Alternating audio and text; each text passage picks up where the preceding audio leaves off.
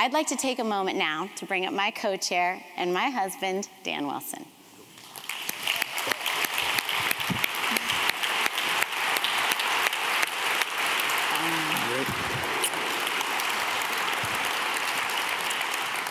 I have a feeling some people here probably want to hear you talk about baseball. Probably.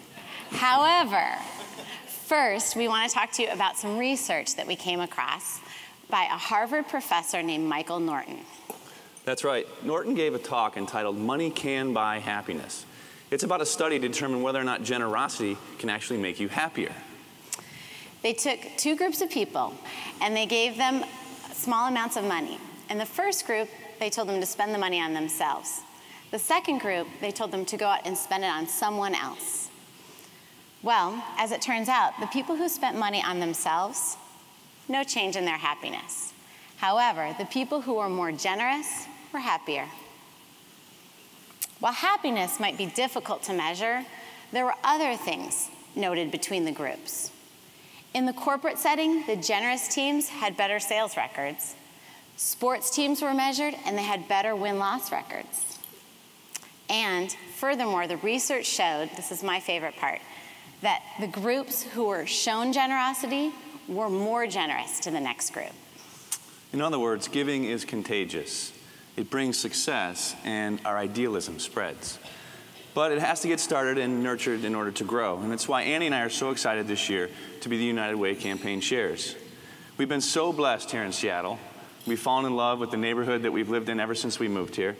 And we've been humbled by how people here in the Northwest are so generous, and they really actually do care about one another.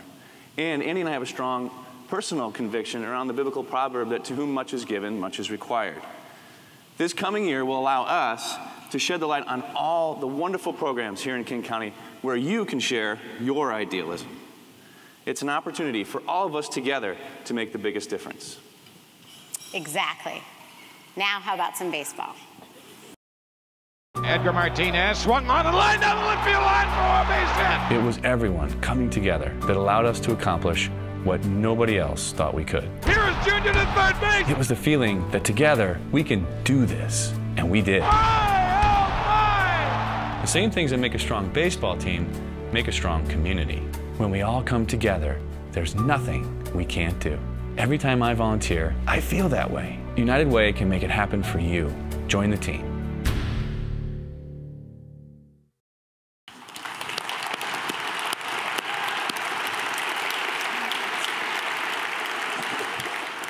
I could see that tape over and over again. I never get tired of it.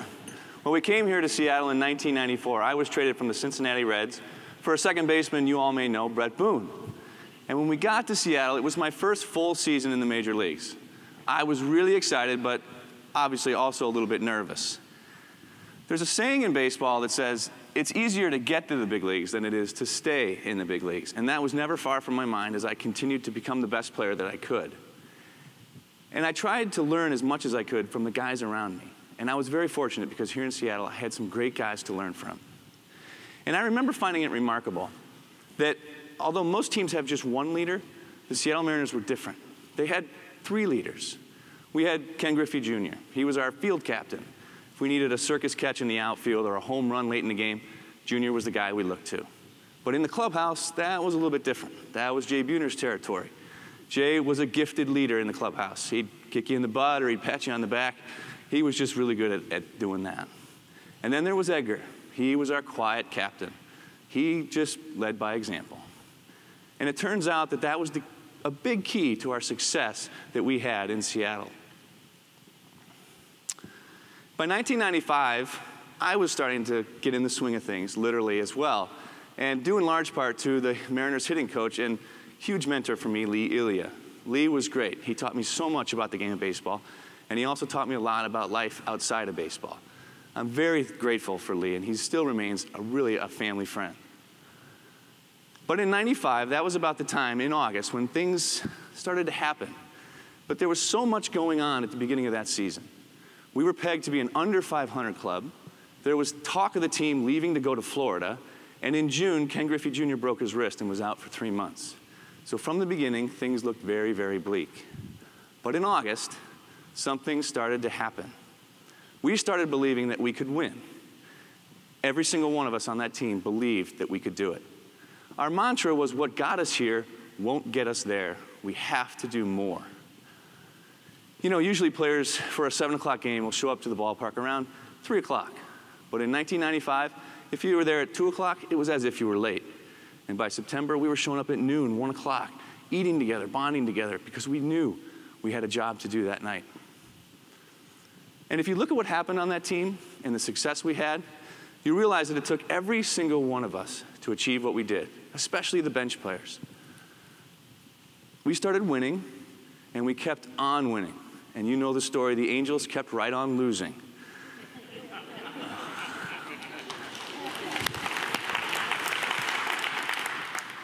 But perhaps the most important thing about that team was what was going on behind the scenes. That team, like I mentioned before, was filled with incredibly good people. And right in the middle of all that craziness, they were giving back to their communities. Whether it was Jay and Leah going to the hospital to visit sick kids right after a ball game, or Edgar and Holly doing their work with muscular dystrophy, or Ken and Melissa Griffey chartering a plane for kids in need to Disneyland. The media never knew about a lot of that, but as a young player, that had a huge impression on me. I thought to myself, oh, that's what it means to be a big leaguer. That's what it means to be on the team. It was clear then, and it's still clear today, that the Seattle Mariners place a high value on giving back to our communities. They helped all of us to find ways in order to give back to the community in ways that were important to us, and we will always be grateful for that. And that's why we're excited in this coming year that they're going to be our partners as we go forward. Well, baseball, as you know, pays a lot of attention to statistics. 21 runs last night, pretty amazing.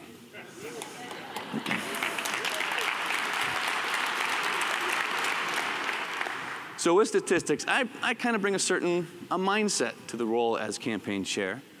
Annie brought up one statistic earlier that 33% of us give our time as volunteers. On an average, that's about 40 hours a year. That's pretty good, but it's still under 500.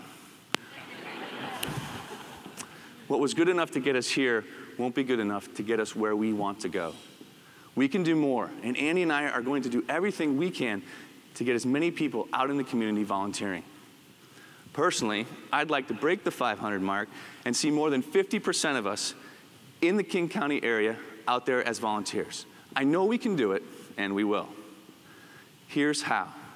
More and more companies are taking a look at their employee and volunteer programs, and they're figuring out how they can improve and make an even bigger impact on the community.